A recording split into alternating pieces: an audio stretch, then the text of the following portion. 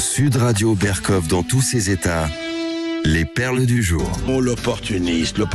Est-ce que c'est de l'opportunisme? Donc vous savez, on vous a parlé du général Yakovlev, le grand général de plateau, qui effectivement regrettait, était très déçu par les Ukrainiens en ce moment, alors qu'il nous avait dit que les Ukrainiens avaient déjà démoli les Russes, etc., etc.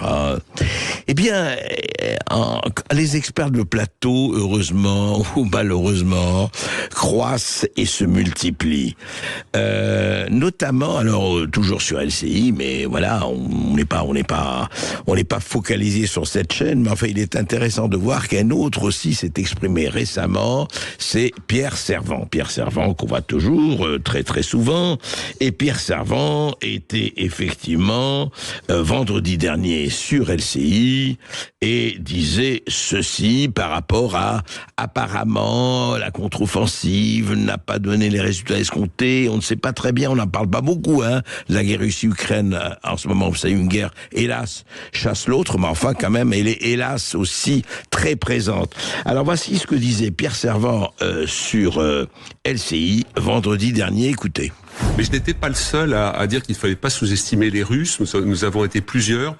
Samantha de Bendern, Vincent Hugeux, moi-même, on avait cité un rapport britannique dès le mois de mai, le RUSI, R-U-S-I, qui disait, attention, les Russes ont modifié un certain nombre de choses, ils travaillent plus en interarmes, un peu plus en interarmée, ils se sont améliorés sur les brouilleurs, ils utilisent plus intelligemment la guerre électronique, ils utilisent plus intelligemment les drones. Honnêtement, c'est au crédit d'LCI, on l'a dit avant l'offensive du 6-10 juin, on disait attention, il y a vraiment un certain nombre de choses qui montrent qu'ils ont bougé. Ah, ils ont bougé, vous voyez, on l'avait dit, mais pas seulement moi, mais Samantha l'a dit, d'autres l'ont dit, etc. Oui, ils ont appris le maniement des brouilleurs, ils sont devenus plus forts sur l'électronique. Ah oui, tiens, avant ils étaient nuls. Ah bon, avant ils étaient nuls? Ah non, Berkov, arrêtez, moi j'ai jamais dit qu'ils étaient nuls, non. Mais Pierre Servan, voici ce qu'il disait sur France Info en mars 2023, c'est-à-dire il y a, un peu plus de 6 mois. Voici ce que disait le même Pierre Servan qui vient de dire, on sait maintenant. On avait dit avant ça, on avait dit que les Russes avaient changé, mais en mars, c'est pas très exactement ce qu'il disait. Écoutez. Est-ce qu'une défaite de la Russie est aujourd'hui envisageable? Oui, il y a beaucoup de scénarios, évidemment, au bout d'un an. Donc, le scénario, je dirais, dominant dans les chancelleries, sur les plateaux, c'est ça va durer très longtemps, ce qui est une possibilité. Il y a des arguments allant dans ce sens-là. Le scénario, moi, que je privilégie, c'est plutôt un effondrement du corps expéditionnaire russe, qui est un corps expéditionnaire en patchwork, avec des blocs de niveau extrêmement inégal, et avec un commandement de type soviétique et énormément de dysfonctionnement. Et voilà. Tout simplement, Pierre Servan prédisait l'effondrement du corps expéditionnaire russe. Pas magnifique, ça? Alors, aujourd'hui, oui, mais vous comprenez, il était effondré, mais étonnamment, les Russes ont appris le brouillage électronique, c'est incroyable, ils ont appris à manier l'électronique.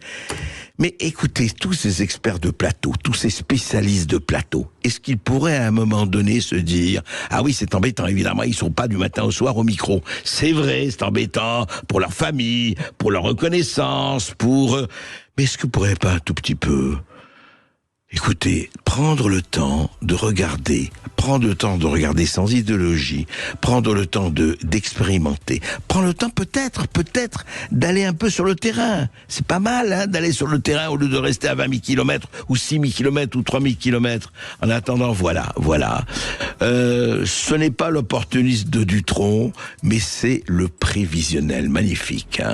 C'est, rappelez-vous, nous allons mettre à genoux l'économie russe de notre excellent ministre que le monde entier nous envie. Et oui, vendredi,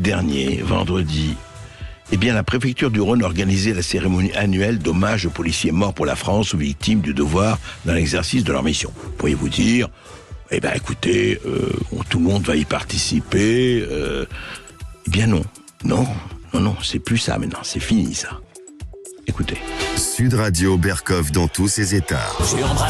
Même Renault s'y est mis. Mais les écologistes lyonnais, non. Alors il y avait les représentants de l'État, de la justice et de la police. Mais aucun membre de l'exécutif écologiste lyonnais n'était présent au cimetière de Loyasse dans le 5e arrondissement. Aucun membre. Et évidemment pas le maire, hein, Grégory Doucet, qui est maire de Lyon, bien sûr.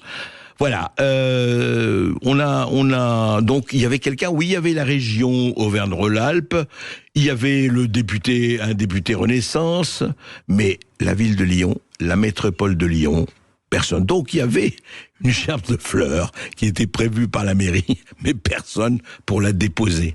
Je sais pas, on se dépêche d'en rire de peur d'être obligé d'en ricaner. Voilà, c'est quand même assez hallucinant. Cette gerbe de fleurs est restée là, puis un policier l'a déposée. Alors, on s'est dit, mais pourquoi la mairie n'est pas là? Pourquoi la métropole n'est pas là?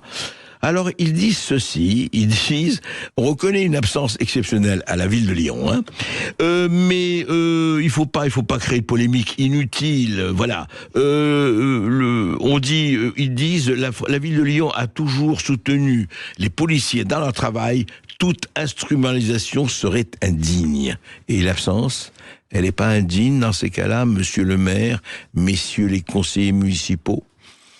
On peut s'interroger. Sud Radio Berkov dans tous ses états. Vous savez, c'est une voix masculine, mais en fait, ça aurait pu être, ce matin, sur Europe 1, la voix de Yaël Braun-Pivet, la présidente de l'Assemblée nationale. Alors, comme vous le savez, c'est très bien, elle a convoqué la manifestation avec Gérard Larcher, la marche contre l'antisémitisme. Et ce matin, elle était invitée sur CNews Europe 1, et Sonia Mabrouk, lui a posé une question. Écoutez. Quel est, selon vous, le carburant principal de cet antisémitisme aujourd'hui? Je n'en sais rien. Je n'en sais rien parce que, pour tout vous dire, moi, depuis que je suis rentrée en politique, je suis frappée. Et je suis victime de l'antisémitisme. Vous avez entendu ce blanc? C'est beau, ce blanc. Quel est le carburant de l'antisémitisme? Petit blanc. J'en sais rien.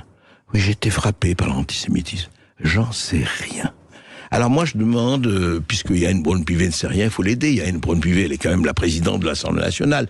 Donc je demande aux auditeurs du Sud Radio d'essayer de nous dire, à votre avis, quel est le carburant de l'antisémitisme d'aujourd'hui? Je sais pas, vous avez peut-être des idées. Eh bien, écoutez, téléphonez à Manu au standard et voilà, essayons de savoir pour le transmettre. Je vous dis tout de suite, on transmettra tout à Yaël Braun-Pivet parce que c'est normal, elle cherche à savoir, elle ne sait pas, donc il faut l'aider.